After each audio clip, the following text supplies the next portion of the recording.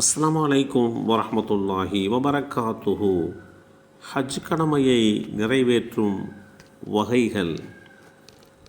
அத்தாவ் அவர்கள் அறிவித்தார்கள், அலி ரலியல்லாஹு அன்ஹு அவர்களிடம், ஹஜ்ஜுக்கும் உம்ராவுக்கும் சேர்த்து அவர் அணிந்திருந்த இஹ்ராமிலேயே நீடிக்கும்படி நபி ஸல்லல்லாஹு அலைஹி வஸல்லம் அவர்கள் கட்டளையிட்டார்கள் என ஜாபிர் ரலியல்லாஹு அன்ஹு அவர்கள் கூறினார்கள்.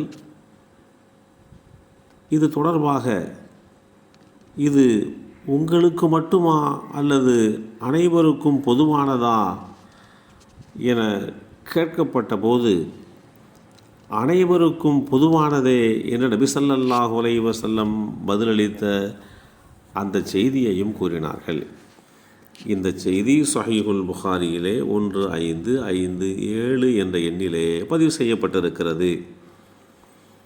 புனிதமான ஹஜ் கடமையை 3 வகைகளில் நிறைவேற்ற முடியும்.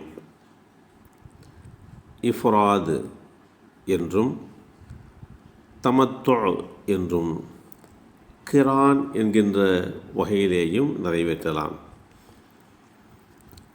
ஹஜ்ஜுக்காக மட்டும் முதலில் இஹ்ராம் என்ற கட்டுப்பாட்டுக்குள் வந்து இஹ்ராம் ஆடை அணிந்து ஹஜ்ஜு கடமையை நிறைவேற்றிவிட்டு இஹ்ராமை விட்டு நீங்கி, அதாவது வெளியாகி, அதே ஆண்டில் உம்ராவுக்காக இஹ்ராம் கட்டுவது, இதற்கு ஹஜ்ஜே இஃப்ராத் என்று சொல்லப்படும். இந்த முறைக்கு அப்பாற்பட்டு முதலில் உம்ராவுக்காக, உம்ரா என்ற வழிபாட்டிற்காக இஹ்ராம் கட்டி, அந்த உம்ரா என்ற வழிபாட்டை செய்து முடித்து விட்டதற்கு பின்பாக இஹ்ராமிலே இருந்து வெளியாகி பிறகு ஹஜ்ஜுக்காக வேண்டி இஹ்ராம் கட்டுதல், இதற்கு ஹஜ்ஜ தமத்து என்று பெயர் சொல்லப்படுகிறது. பெரும்பாலும் இந்த தமத்து ஹஜ் தான் பலராலும் நிறைவேற்றப்படுகிறது. ஹஜ்ஜ கிரான், ஹஜ்ஜுக்கும் உம்ராவுக்கும் சேர்த்து இஹ்ராம் அணி கட்டுவது. இப்படி கட்டுகின்ற போது ஒரே இஹ்ராமில், அதாவது இஹ்ராம் என்ற ஒரே நிய்யத்திலே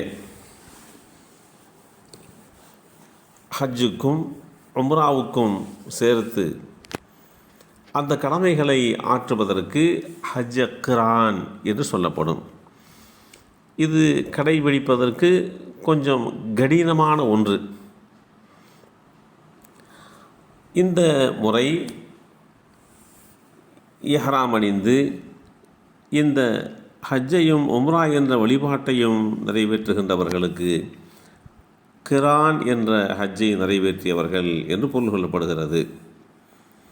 பொதுவாக ஹஜ்ஜின் போது சிலருக்கு ஃபிதியா கொடுப்பது வாஜிபாகிவிடும். ஃபிதியா என்றால் தண்டப்பரிகாரமாக மிருகத்தை அறுத்து கொடுப்பது. இந்த ஃபிதியாவை பெருநாள் அன்று ஹரம் ஷரீஃபின் எல்லைக்கு உள்ளே உள்ள மினா போன்ற ஒரு இடத்தில் தான் கொடுக்க வேண்டும். கிரான் என்கின்ற அடிப்படையிலே ஹஜ் செய்கின்றார்கள் அல்லவா? அப்படி செய்கின்றவர்கள் உம்ரா என்ற வழிபாட்டுக்குரிய காபாவை சுற்றுதல், தவாப்பு செய்தல், சஃபா மருவாவுக்கு இடையிலே தொங்கோற்றம் ஓடுதல், இவைகளை நிறைவு செய்தவுடன்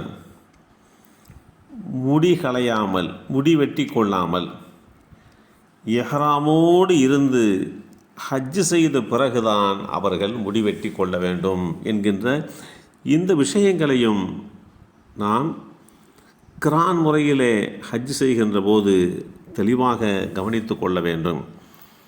எல்லாம் வல்ல அல்லாஹு தஆலா இந்த 3 வழிமுறைகளில் ஏதாவது ஒரு வழிமுறையிலே அந்த புனிதமான ஹஜ்ஜை நசீபாக்கி தந்தல் புரிவானாக. அஸ்ஸலாமு அலைக்கும் வரஹ்மத்துல்லாஹி வபரகாத்துஹு.